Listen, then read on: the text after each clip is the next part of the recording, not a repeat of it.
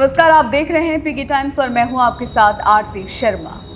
भारत सरकार ने एक बड़ा और अहम फैसला लेते हुए अब सार्वजनिक स्थानों पर मिलने वाले खाद्य पदार्थों जैसे समोसे, जलेबी, गुलाब जामुन, वड़ा पाव, लड्डू और पकौड़े के साथ उनकी पोषण संबंधी जानकारी देना अनिवार्य कर दिया है।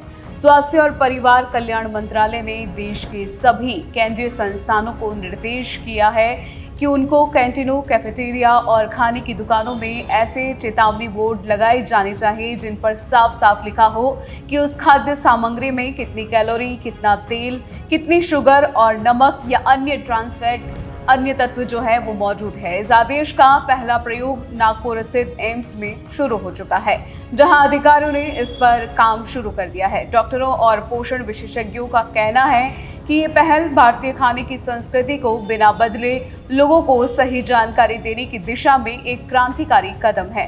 स्वास्थ्य विशेषज्ञों का कहना है कि ये व्यवस्था ठीक वैसे ही चेतावनी देने का काम करेगी जैसे सिगरेट के पैकेट पर कैंसर की चेतावनी होती है। उनके अनुसार आज ट्रांस फैट और शुगर किसी धीमे जहर से कम नहीं है और यदि लोगों को ये पता चले कि वो जो खा रहे हैं उसमें कितना नुकसान छिपा है तो वे बेहतर विकल्प चुन सकते हैं। सरकारी आंकड़ों के मुताबिक भारत में मोटापे की दर तेजी से बढ़ रही है। एक अनुमान के अनुसार 2050 तक भारत की लगभग 45% आबादी मोटापे से ग्रस्त हो सकती है। ये अमेरिका के बाद दुनिया में दूसरा स्थान होगा जहां सबसे अधिक मोटे लोग होंगे। इस डरावने आंकड़े को देखते हुए सरकार ने लोगों को अधिक जानकारी और पारदर्शिता देने का फैसला लिया है ताकि वे खुद अपने खान पान की आदतों को नियंत्रित कर सके। अब समोसे की एक प्लेट के पास लगे बोर्ड पर लिखा होगा कि उसमें औसतन 250 से 300 कैलोरी, 15 से 18 ग्राम तेल और 300 मिलीग्राम सोडियम है। इसी तरह एक जलेबी में लगभग 30 से 35 ग्राम चीनी और 150 से 180 कैलोरी होती है। गुलाब जामुन एक पीस में लगभग 180 से 200 कैलोरी और 25 से 30 ग्राम चीनी लिए होता है।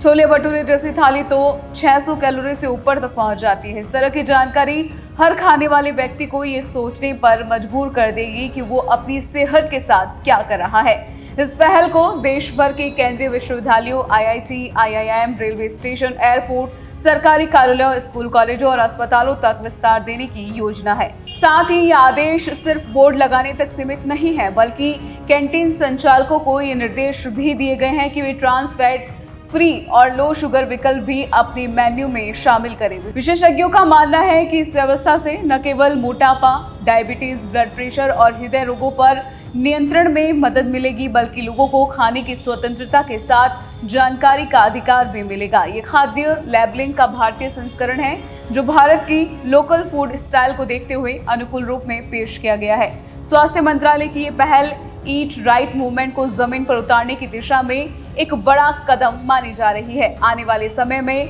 यदि ये व्यवस्था प्रभावी रूप से लागू होती है तो भारत में खान पान को लेकर एक नई जागरूकता शुरू हो सकती है, जहां समोसे और जलेबी भी सिर्फ स्वाद नहीं, सेहत की जिम्मेदारी के साथ पेश होंगे। पीके टाइम्स की आपको ये रिपोर्ट कैसी लगी, आप हमें कमेंट करके बताएं। साथ ही साथ चैनल को सब्सक्राइब करें। शुक्रिया। मरुधरा से खुद को जोड़ने के लिए सब्सक्राइब करें और बने रहें पीके टाइम्स के साथ।